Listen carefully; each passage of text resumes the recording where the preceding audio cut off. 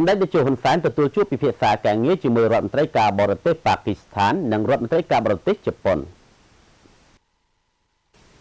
នៅវិមានសន្តិភាពទីស្តីការនាយករដ្ឋមន្ត្រីព្រឹកថ្ងៃទី6ខែសីហាសម្ដេចអគ្គមហាសេនាបតីតេជោហ៊ុនសែននាយករដ្ឋមន្ត្រីនៃព្រះរាជាណាចក្រកម្ពុជាបានអនុញ្ញាតឲ្យអាដាមប៊ីឡាវ៉លប៊ូតុនសាដារីរដ្ឋមន្ត្រីការបរទេសនៃប្រទេសប៉ាគីស្ថានចូលជួបសម្ដែងការគូសំនិងពិភាក្សាការងារអាយដាមសាដារីបានគ្រប់សម្ដែងនៃការអបអរសាទរជូនចំពោះសម្ដេចតេជោដែលកម្ពុជាបានដឹកនាំកិច្ចប្រជុំរដ្ឋមន្ត្រីការបរទេសអាស៊ានលើកទី55និងកិច្ចប្រជុំពាក់ព័ន្ធទទួលបានជោគជ័យ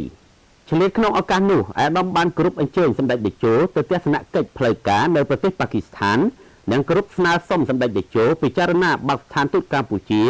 នៅទីក្រុងអ៊ីស្លាមម៉ាបាតប្រទេសប៉ាគីស្ថានអាយដាមសាដារីបានសង្កេតឃើញថាប្រទេសកម្ពុជាមានសក្តានុពលក្នុងការជំរុញកិច្ចសហប្រតិបត្តិការរវាងប្រទេសទាំងពីរអាយដាមក៏បានគោរពជម្រាបជូនសម្ដេចតេជោថាអាយដាមនឹងពិភាក្សាជាមួយអាយដាមឧបនាយករដ្ឋមន្ត្រីប្រាក់សុខុន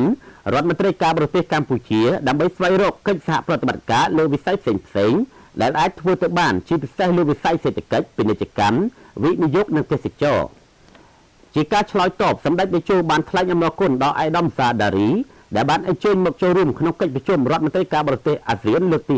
55និងកិច្ចប្រជុំពាក់ព័ន្ធនៅរាជធានីភ្នំពេញ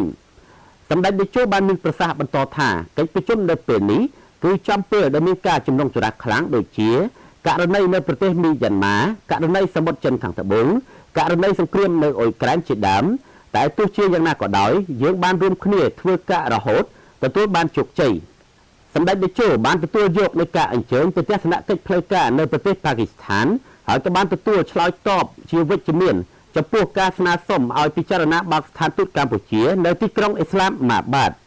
ឆ្លើយតបទៅនឹងសក្តានុពលនៃកិច្ចសហប្រតិបត្តិការរវាងប្រទេសទាំងពីរសម្ដេចតេជោបានលើកទឹកចិត្តឲ្យអាយដាមសាដារីជំរុញលើកទឹកចិត្តវិនិយោគិនប៉ាគីស្ថានឲ្យមកកម្ពុជាដើម្បីពិនិត្យលទ្ធភាពបង្កើនកិច្ចសហប្រតិបត្តិការលើវិស័យដែលអាចធ្វើទៅបានជាពិសេសលើវិស័យដែលអាដាមបានលើកឡើងនោះគឺវិស័យសេដ្ឋកិច្ចពាណិជ្ជកម្មទេសចរណ៍និងវិនិយោគបន្ទាប់មកនៅព្រឹកថ្ងៃដដែលនោះដែរសម្ដេចតេជោនាយករដ្ឋមន្ត្រីបានទទួលជួបពិភាក្សាការងារជាមួយអាយដាមហាយ៉ាស៊ីយូស៊ីម៉ាសារដ្ឋមន្ត្រីការបរទេសជប៉ុនអាយដាមហាយ៉ាស៊ីយូស៊ីម៉ាសាបានថ្លែងអំណរគុណយ៉ាងជ្រាលជ្រៅចំពោះសម្ដេចតេជោចំពោះរាជរដ្ឋាភិបាលកម្ពុជានិងប្រជាជនកម្ពុជាដែលបានសម្ដែងចូលរួមមរណទុក្ខដ៏ក្រៀមក្រំចំពោះមរណភាពរបស់អាយដាមស៊ិនហ្សូអាបេអតីតនាយករដ្ឋមន្ត្រីជប៉ុនអាយដាមរដ្ឋមន្ត្រីបានមានប្រសាសន៍បន្តថានេះគឺជាកាយវិការដ៏ប្រពៃបំផុតរបស់កម្ពុជាប្រកបដោយក្តីគោរពនិងក្តីស្រឡាញ់អាយដាមបានអរគុណចំពោះរាជរដ្ឋាភិបាលកម្ពុជាដែលបានខិតខំប្រឹងប្រែងក្នុងការស្វែងរកដំណោះស្រាយបញ្ហានៅប្រទេសមីយ៉ាន់ម៉ាឲ្យត្រឡប់មករកភាពប្រក្រតីវិញអាយដាមហាយ៉ាស៊ីយូស៊ីម៉ាសាក៏បានសម្ដែងនូវក្តីរីករាយចំពោះទំនាក់ទំនងរវាងកម្ពុជានិងជប៉ុនដែលអាយដាមគិតថាជាទំនាក់ទំនងមួយស្ថិតនៅលើគន្លងមួយដែលល្អបំផុតក្នុងន័យនេះអាយដាមបានមានប្រសាសន៍ថា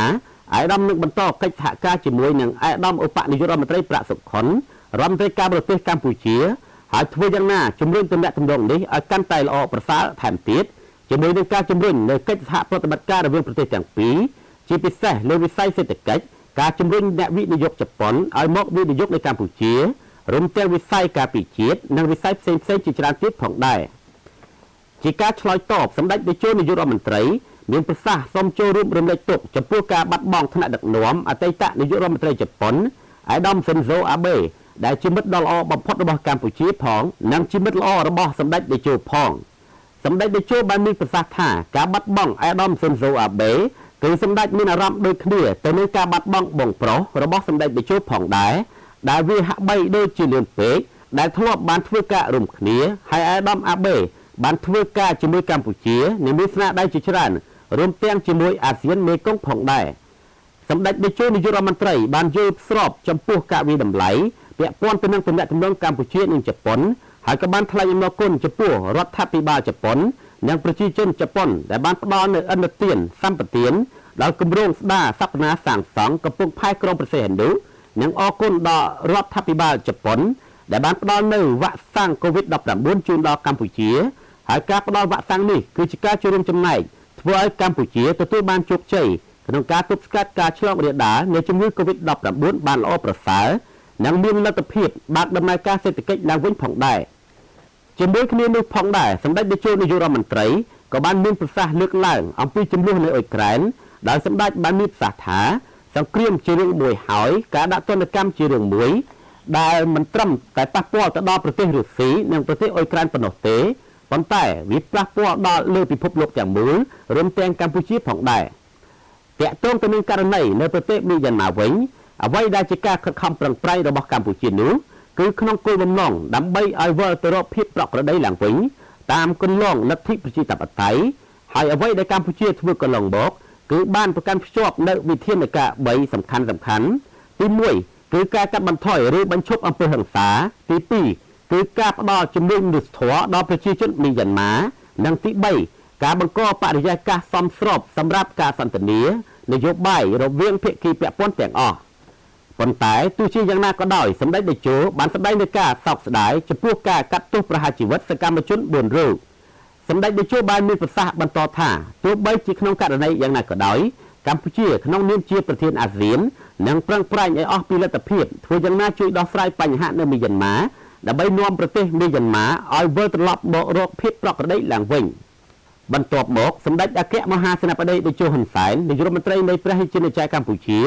បានអញ្ជើញជាអធិបតីដ៏ខ្ពង់ខ្ពស់ក្នុងពិធីចុះហត្ថលេខាលើលិខិតបដូរសារនិងលិខិតពាក់ព័ន្ធសំខាន់ៗចំនួន2ក្នុងនោះរួមមានទី1លិខិតបដូរសារស្តីពីការផ្ដល់ឥណទានសម្បទានប្រាក់យានសម្រាប់គម្រោងអភិវឌ្ឍនៃចំណតផែកុងតឺន័រថ្មីនៅកំពង់ផែក្រុងព្រះសីហនុខេត្តព្រះសីហនុជំហានទី1មានទឹកប្រាក់សរុប 41,388 ប៊ីលានចេនស្មើនឹងប្រមាណ 383.22 លានដុល្លារអាមេរិកចុះហត្ថលេខារវាងឯកឧត្តមប្រាក់សុខុនឧបនាយករដ្ឋមន្ត្រីនាយករដ្ឋមន្ត្រីក្រសួងការបរទេសនិងសហប្រតិបត្តិការអន្តរជាតិជាមួយឯកឧត្តម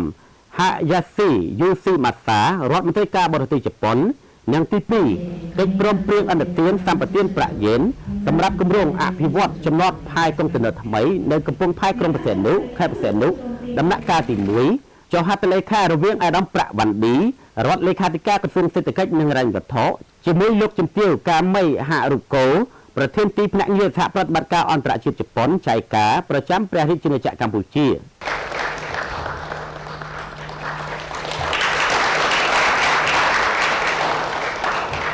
សូមគោរពអរគុណ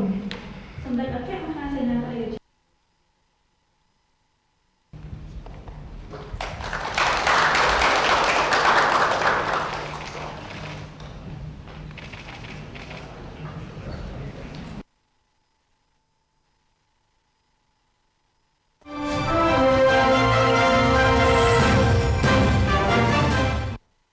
ឯកឧត្តមបណ្ឌិតអូស្មានហាសាន់ទទួលជួបពិភាក្សាការងារជាមួយរដ្ឋមន្ត្រីការបរទេសនៃសាធារណរដ្ឋប្រជាមានិតបង់ក្លាដេស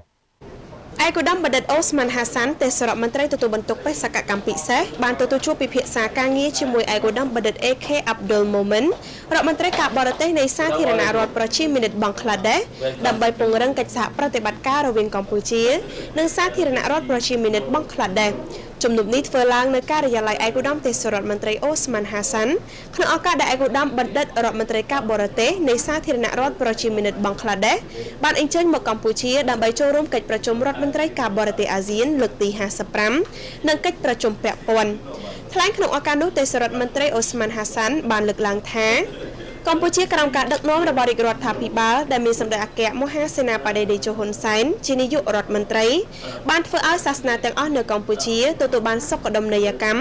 គ្មានចំនួនសាសនាគ្មានការរើសអើងនិងជាពិសេសសហគមន៍អ៊ីស្លាមក៏ទទួលបាននូវការយកចិត្តទុកដាក់និងការផ្ដល់ជូនសិទ្ធិគ្រប់បែបយ៉ាងដូចជាសិទ្ធិរស់នៅសិទ្ធិប្រតិបត្តិសាសនាដែលបានធ្វើឲ្យមានសុខដុមនីយកម្មការរីកចម្រើនទាំងវិស័យអប់រំនិងសេដ្ឋកិច្ចសង្គមនិងប្រែមុខមាត់ដោយប្រជាជនទូទៅឯកឧត្តមទេសរដ្ឋមន្ត្រីបន្តថារាជរដ្ឋាភិបាលបានអនុញ្ញាតឲ្យមានតំណាងសហគមន៍ក្លាយជាថ្នាក់ដឹកនាំក្នុងស្ថាប័នព្រឹទ្ធសភារដ្ឋសភារាជរដ្ឋាភិបាលរដ្ឋលេខាធិការអនុរដ្ឋលេខាធិការមន្ត្រីការទូតជាន់ខ្ពស់អាជ្ញាធរថ្នាក់ជាតិនិងថ្នាក់ក្រោមជាតិកងកម្លាំងប្រដាប់អាវុធគ្រប់ប្រភេទនិងមន្ត្រីរាជការនានាជាមួយគ្នានោះ ឯកឧត្តមបណ្ឌិត AK Abdul Momen បានស្ញប់ស្ញែងនឹងកោតសរសើរចំពោះរាជរដ្ឋាភិបាលកម្ពុជាដែលបានកំពុងធ្វើសុខដុមនីយកម្មជាតិសាសន៍និងដឹកនាំប្រទេសទទួលបានការរីកចម្រើននិងការអភិវឌ្ឍលើគ្រប់វិស័យយ៉ាងឆាប់រហ័សឯកឧត្តមក៏បានថ្លែងអំណរគុណយ៉ាងជ្រាលជ្រៅបំផុតដល់រាជរដ្ឋាភិបាលកម្ពុជាដែលបានយកចិត្តទុកដាក់និងផ្ដល់ឱកាសការងារជូនប្រជាពលរដ្ឋបង់ក្លាដេសដែលកំពុងរស់នៅលើទឹកដីព្រះរាជាណាចក្រកម្ពុជាសប្តាហ៍ថ្ងៃឯកឧត្តមបានបង្ហាញក្តីសង្ឃឹមយ៉ាងមុតមមថាទំនាក់ទំនងទ្វេភាគីរវាងកម្ពុជាបង់ក្លាដេសនឹងកាន់តែរឹងមាំនិងកាន់តែល្អប្រសើរបន្ថែមទៀត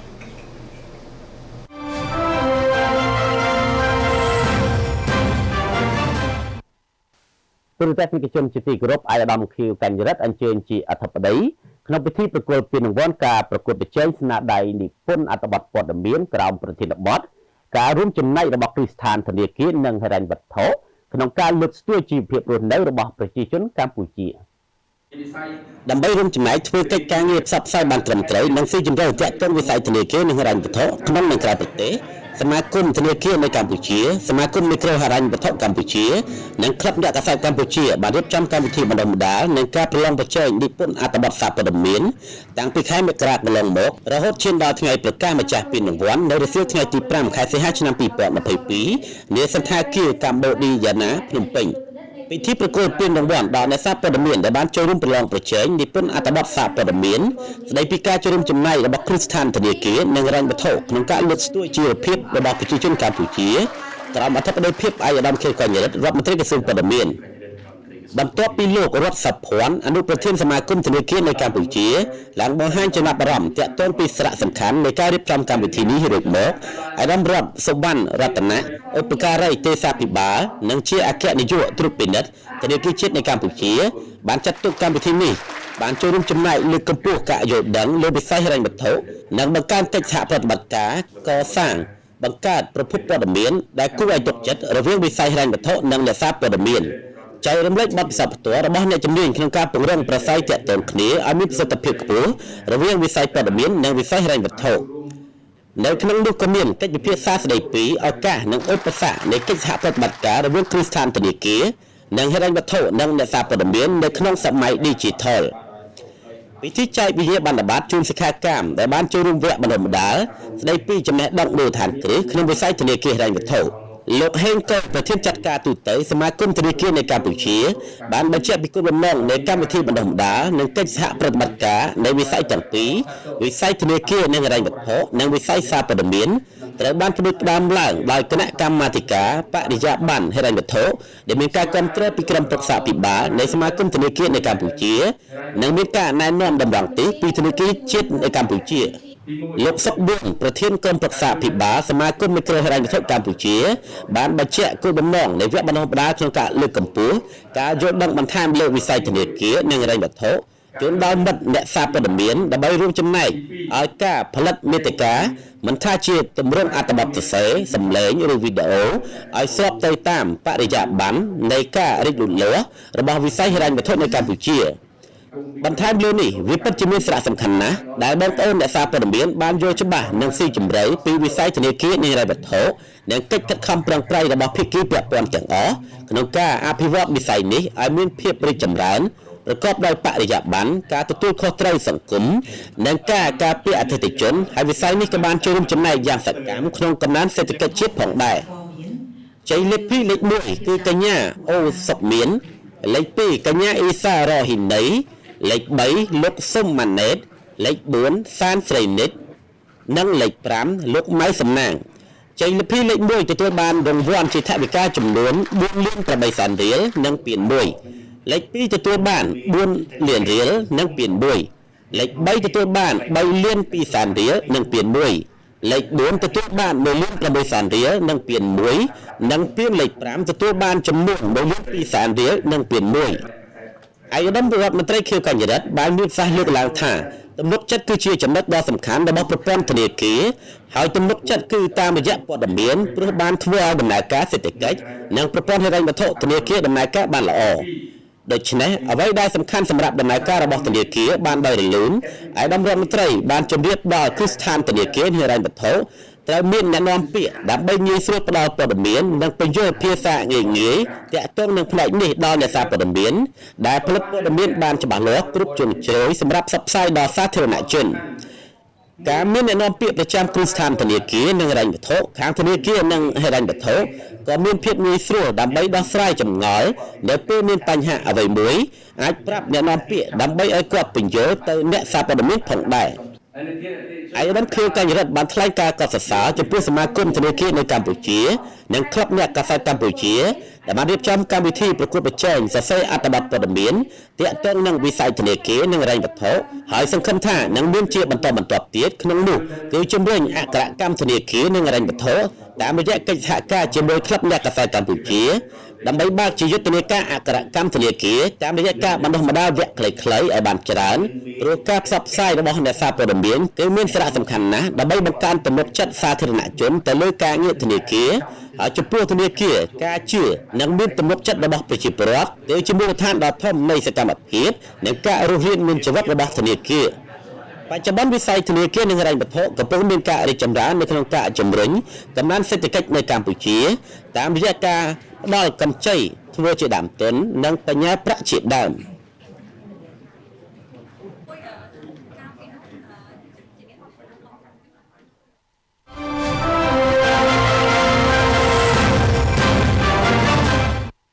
ទូរទស្សនិកជនជាទីគោរពកូនភ្លោះខ្មែរអ៊ីស្លាម3នាក់នៅស្រុកចំការលើបានទទួលអំណោយពីសម្ដេចតេជោនិងសម្ដេចគតិព្រឹទ្ធបណ្ឌិតព្រមទាំងសាខាកាកបាទក្រហមកម្ពុជាខេត្តកំពង់ចាមឯកឧត្តមសេងទៀងជំនួយការផ្ទាល់សម្ដេចតេជោនាយករដ្ឋមន្ត្រីនិងលោកជំទាវរួមដំណើរដោយឯកឧត្តមអូនច័ន្ទដាអភិបាលនៃគណៈអភិបាលខេត្តកំពង់ចាមកាលពីថ្ងៃទី4សីហាអញ្ជើញនាំយកអំណោយដ៏មនុស្សធម៌របស់សម្ដេចតេជោនាយករដ្ឋមន្ត្រីនិងសម្ដេចគតិព្រឹទ្ធបណ្ឌិតចែកជូនប្រជាពលរដ្ឋសម្រាប់ទារកភ្លោះ3នាក់ត្រូវជាចៅរបស់សម្ដេចតេជោនិងសម្ដេចគតិព្រឹទ្ធបណ្ឌិតដល់ដៃគ្រួសារកូនភ្លោះ3រស់នៅភូមិអកមកឃុំជ័យយោស្រុកចំការលើខេត្តកំពង់ចាមអំណោយដល់សប្បុរសធម៌ទាំងនោះរួមមានថវិកា5លានរៀលអង្ករ50គីឡូក្រាមទឹកដោះគោ2កែសធំស្ករស5គីឡូក្រាមសារ៉ុង2និងក្រមា2ទារកភ្លោះ3នាក់នេះប្រសូតនៅថ្ងៃទី28ខែកក្កដាឆ្នាំ2022មានស្រី2នាក់ប្រុស1នាក់ដែលមានម្ដាយឈ្មោះម៉ូតណាម៉ាក់អាយុ25ឆ្នាំជនជាតិខ្មែរអ៊ីស្លាមឪពុកឈ្មោះយូហៀតអាយុ31ឆ្នាំឯកឧត្តមសេងទៀងមានប្រសាសន៍ពំនាំនៅការផ្ដាំផ្ញើសាកសួរសុខទុក្ខដោយសេចក្តីនឹករលឹកយ៉ាងជ្រាលជ្រៅបំផុតពីសម្ដេចតេជោនិងសម្ដេចគតិព្រឹទ្ធបណ្ឌិតដែលជានិច្ចកាលសម្ដេចទាំងទ្វេតែងតែផ្ញើនៅការនឹករលឹកចំពោះប្រជាពលរដ្ឋនៅគ្រប់ទីកន្លែងទាំងអស់នៅក្នុងប្រទេសកម្ពុជាឯកឧត្តមជំនួយការផ្ទាល់មានប្រសាសន៍ឲ្យដឹងដែរថាចាប់តាំងពីឆ្នាំ1999រហូតមកដល់ពេលបច្ចុប្បន្ននេះពលគឺរយៈពេលជាង23ឆ្នាំកន្លងមកនេះមានគ្រួសារប្រសូតទារកភ្លោះ3នាក់ឬ4នាក់ចំនួន389គ្រួសាររួចហើយបានទទួលអំណោយឧបត្ថម្ភដល់សប្បុរសធម៌ពីសម្ដេចតេជោនិងសម្ដេចគតិព្រឹទ្ធបណ្ឌិតក្នុងការជួយទំនុកបម្រុងដល់ការលំបាកខ្វះខាតក្នុងជីវភាពរស់នៅប្រចាំថ្ងៃពិសេសការចិញ្ចឹមបីបាច់ទារកភ្លោះ3នាក់ត្រូវជាចៅរបស់សម្ដេចទាំងទ្វេនៅពេលឆ្លងទន្លេរួចឯកឧត្តមបន្តថាជំនួយឧបត្ថម្ភទាំងនេះមិនមែនជាអំណោយរបស់រាជរដ្ឋាភិបាលអំណោយរបស់កាកបាទក្រហមឬអំណោយរបស់គណបកដែលបម្រើឲ្យសកម្មភាពនយោបាយនោះទេផ្ទុយទៅវិញអំណោយទាំងនេះគឺជាអំណោយទានកើតចេញពីទឹកចិត្តជ្រះថ្លាប្រកបដោយការគិតគូរខ្ពស់របស់សម្ដេចតេជោនិងសម្ដេចគតិព្រឹទ្ធបណ្ឌិតដែលបានឆ្វេងយល់ពីការលំបាកពិតប្រាកដចំពោះប្រជាពលរដ្ឋដែលមានប្រសូតទារកភ្លោះ3ឬ4នាក់នៅក្នុងឱកាសនោះឯកឧត្តមអូនច័ន្ទដាបានឧបត្ថម្ភនៅសម្ភារៈមួយចំនួនជូនដល់គ្រួសារកូនភ្លោះដូចជាសម្ភារៈប្រើប្រាស់សម្រាប់ទារកមីទឹកសុទ្ធទឹកដោះគោឆៅស្ករសនិងថវិកា50,000រៀល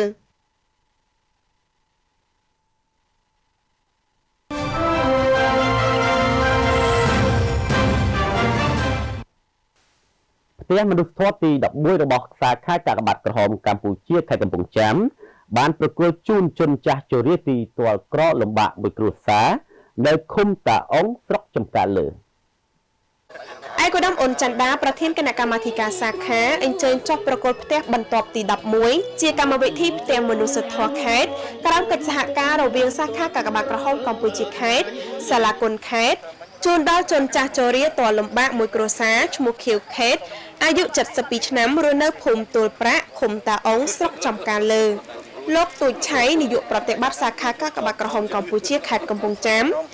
បានឲ្យដឹងថាតាខៀវខេត្តនិងប្រពន្ធឈ្មោះហ៊ុនអាយុ70ឆ្នាំជាជនចាស់ជរាតលំបាករស់នៅពឹងអាស្រ័យតែលើបានសមត្ថធម៌ក្រ2ក្នុងមួយខែប្រមាណ 20,000 រៀលពួកគាត់មានកូនប្រុសស្រី3នាក់បានរៀបការបែកគ្រួសារប៉ុន្តែមានជីវភាពលំបាកដូចគ្នាមិនអាចពឹងពាក់គ្នាបានច្រើនឆ្នាំមកនេះតាខៀវខេត្តវ័យកាន់តែជរាមានជំងឺលើសឈាមថែមទៀតហើយយាយរិនហ៊ុនក៏ពិការត្រគាកខាងស្ដាំនាំឲ្យជីវភាពកាន់តែលំបាកសូម្បីតែចម្រុកស្នាក់នៅក៏រស់នៅក្នុងកូនរោងដល់តូចទ្រុឌទ្រោមខ្លាំងដែលមានដំបូលជញ្ជាំងប្រក់បាំងស្លឹកធ្លុះធ្លាយស្ទើរតែមិនអាចស្នាក់នៅបាននៅពេលមានភ្លៀងម្ដងទោះជាយ៉ាងណាជាង10ឆ្នាំមកនេះយាយរិនហ៊ុនក៏បានចូលរួមបំពេញការងារសង្គមយ៉ាងសកម្មក្នុងតួនាទីជាអនុប្រធានភូមិនិងជាភ្នាក់ងារស្ម័គ្រចិត្តព្យាបាលជំងឺគ្រុនចាញ់ប្រចាំភូមិទួលប្រាក់ផងដែរដែលមើលឃើញពីស្ថានភាពលំបាកនេះឯកឧត្តមអ៊ុនច័ន្ទដាប្រធានគណៈកម្មាធិការសាខាបានសម្រេចផ្ដល់ជូនផ្ទះឈើខ្ពស់ផុតពីដីប្រាក់សង្កសីភ្លីធំទំហំ4ម៉ែត្រគុណនឹង6ម៉ែត្រមួយខ្នងតម្លៃប្រមាណ10លានរៀលជាថវិកាបដិភាគរបស់សាខាសាលាគុណអនុសាលាស្រុកសាលាអនុគុណចៅអធិការវត្តទូទាំងស្រុកកំពង់សៀមនិងសប្បុរសជនជូនតាខៀវខេត្តនិងយាយរិនហ៊ុនបានស្នាក់នៅជាកម្មសិទ្ធិនេះឱកាសនោះដែរដើម្បីជួយសម្រាលជីវភាពរស់នៅសាខាបានផ្ដល់សម្ភារៈគ្រឿងឧបភោគបរិភោគជូនគ្រួសារលោកតាខៀវខេត្តសម្រាប់សង្កត់ផ្ទះថ្មីនេះរួមមានអង្ករ50គីឡូក្រាមត្រីខ20កំប៉ុងទឹកត្រី12ដបទឹកស៊ីអ៊ីវ12ដបមី2កេសខិត2កញ្ចប់អាវយឺត12ម៉ាស់2ប្រអប់សម្ភារៈផ្ទះបាយមួយចំនួននិងថវិកា 20,000 រៀលដោយឡែកលោកតាលោកយាយដែលបានចូលរួមជាសាក្សីក្នុងពិធីប្រគល់ទទួលផ្ទះថ្មីនេះចំនួន12នាក់ក្នុងម្នាក់ទទួលបានអង្ករត្រីខខិតមីទឹកត្រីទឹកស៊ីអ៊ីវនិងអាវយឺតម៉ាស់ព្រមទាំងថវិកាចំនួន 20,000 រៀលផងដែរ